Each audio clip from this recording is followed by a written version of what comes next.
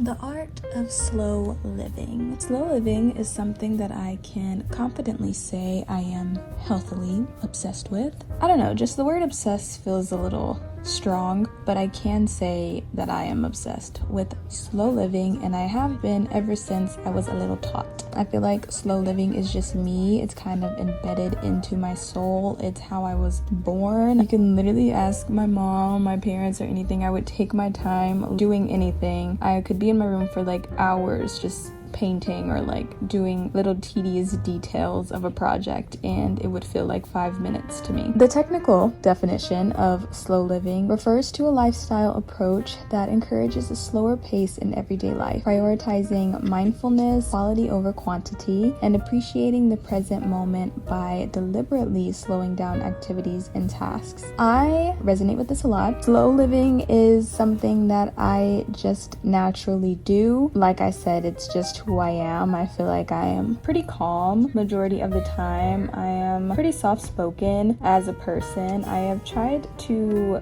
get out of that more recently and, really make my presence be seen or heard, because I feel like growing up, not that I would get overshadowed or I'm not trying to make this sound all sappy, but I was just always quiet. Like, I was the kid that they were like, speak up. And I don't know, I feel like that kind of ties into the whole like slow living thing. I'm just like I'm just a chill girl, I be chilling and stuff. I do have my times if I'm comfy. I can cut up, but I feel like I cut up in like a chill way. I don't know, maybe I'm wrong. You tell me if you know me personally. Let's go over some more of the online things. I'm giving you a lesson in slow living. It also says, often with the goal of creating a more balanced and meaningful existence. I love this. Love. It originated from the slow food movement, which emphasized traditional food production methods over fast food culture. Rather than rushing through tasks, slow living emphasizes doing things well and with attention to detail. Mindfulness and presence. It encourages being present in the moment and actively engaging with one's surroundings. Literally, these are my life mottos. Live in the present, guys. Engage. Really appreciate the present, because you only get the present once.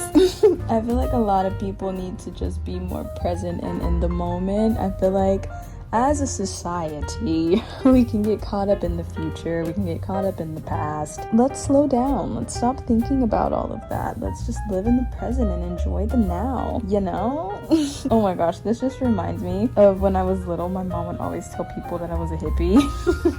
She'd be like, oh, she's such a little hippie kid. And I'd be like, you know what? Right on. I decked my room out in peace signs. And I feel like that still resonates with me to this day. I feel like I was more of the colorful hippie when I was little. Now it's more earth tones. But I was a little kid. I loved the bright neons and justice and all the justice peace signs. I lived in a justice peace sign tee. Couldn't catch me in anything else. I feel like we don't really change much from when we're kids. I've always been this way, and I've always appreciated, taking my time and really just doing super tedious tasks. I love sitting for 8 hours and just doing my hair, my braids. I love just sitting and crocheting a book cover. Not that I wish I was still a kid, but I do miss that I used to have so much free time. You know how you're trying to how a lot of people try to reconnect with their inner child? That has been me lately, trying to get back to who Mia was as a tiny little tot.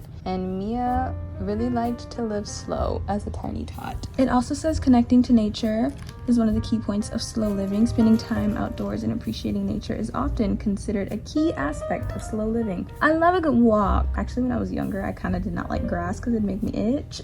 But I can appreciate the sun and the moon and the stars and the grass and the little bugs. Oh my gosh, I saw 2 ladybugs. It might have been the same ladybug, but I went outside and then there's a ladybug by the door, and I was talking to her and I tried to pick her up. She was so sweet. And then the next day I left the house and I shut my car door and I was like, what is this flying next to me? It was a ladybug in my car. We had a cute little chat and then I let her go outside. She was so sweet. Some of the examples of slow living practices are cooking meals at home instead of eating fast food, taking walks in nature, practicing meditation or mindfulness exercises, engaging in hobbies that require focused attention. I love a hobby that requires focused attention. Limiting screen screen time and digital distractions. Oh my goodness, wait. I told you I'm obsessed with slow living. I literally a few weeks ago for my main channel, I haven't posted the video yet, but I did this whole no social media for a week. Like, I didn't delete the apps, I just moved them off of my home screen. And I feel like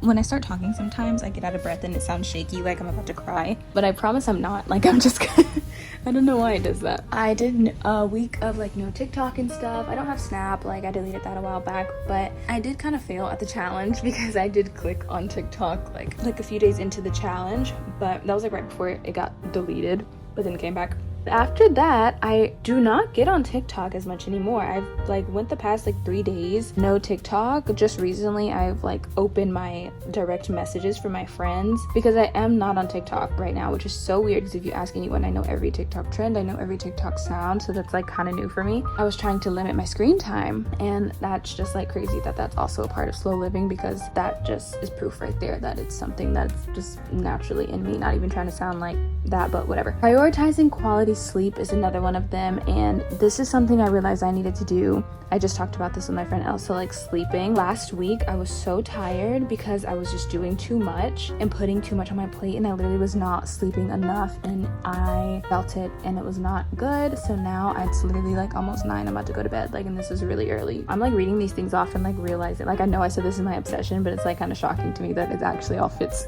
me and my personality so well. Engaging in meaningful conversations is like the last one on this list, and if you know me well, you know that a lot of you probably don't know, maybe a handful of my friends know, that I love a good meaningful conversation. I like to get deep. I like to talk about the real world, not just other people's lives or gossip or can we talk about the economical state of the world, please?